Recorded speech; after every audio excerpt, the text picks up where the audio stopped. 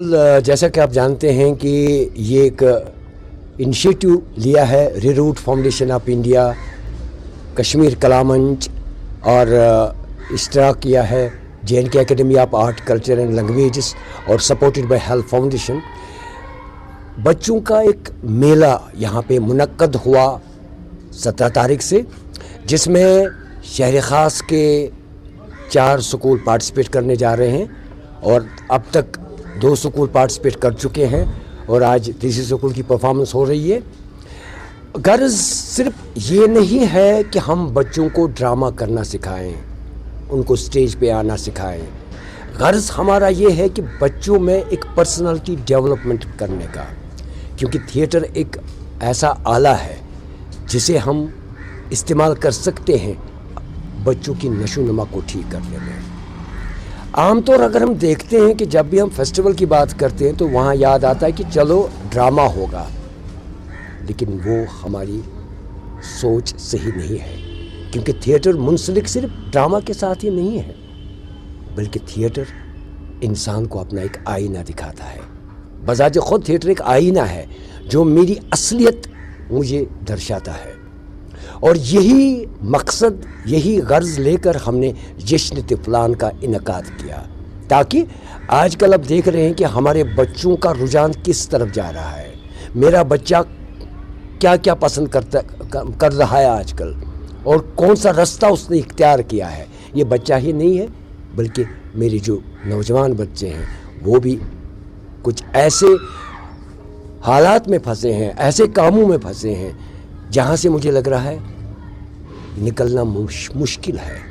लेकिन हम भूल जाते हैं कि एक रास्ता, यही जिस रास्ते से हम जाते हैं वो रास्ता वापस भी आता है। गर्ज यही है कि अगर हम 15 मिनट, 20 मिनट, 30 मिनट थिएटर की तरफ दे देंगे तो कम से कम वही 30 मिनट मेरी ज़िंदगी के बच जाएंगे।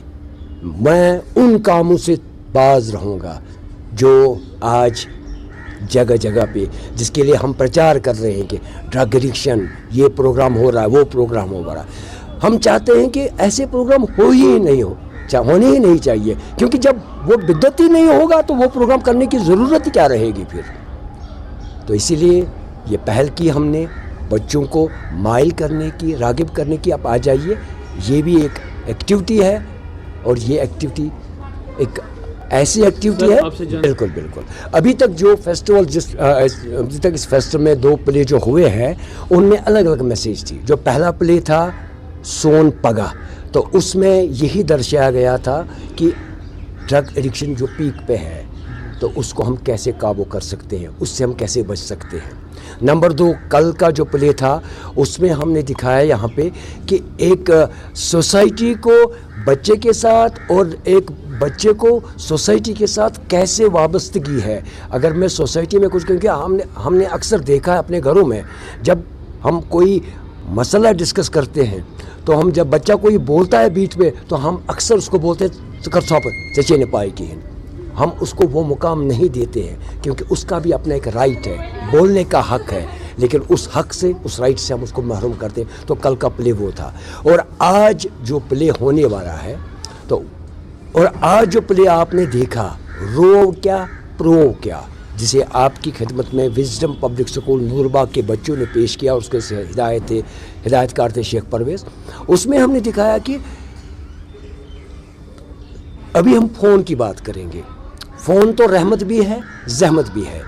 रहमत तो है ही है, लेकिन जहमत उसको हमने बनाया, क्योंकि जब फ़ोन हम देखते रहते हैं तो उस देखते देखते हम ये भूल जाते हैं कि मेरा कुछ दूसरा काम भी है, मुझे बच्चे को देखना भी है, मुझे बच्चे की पढ़ाई की तरफ ध्यान देना है, मेरा बच्चा किस तरफ जा रहा है वो भी मुझे देखना है, लेकिन ये फ़ोन मुझे वो करने नहीं देता। इतनी सारी ऐप्स है फ़ोन पे, इतने सारे वो सोशल मीडिया की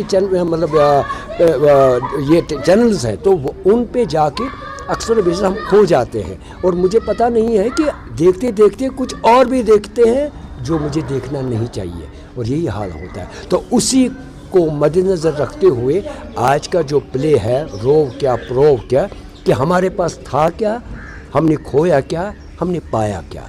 وہ آج کے اس پلے کا مقصد تھا جو آپ نے دیکھا.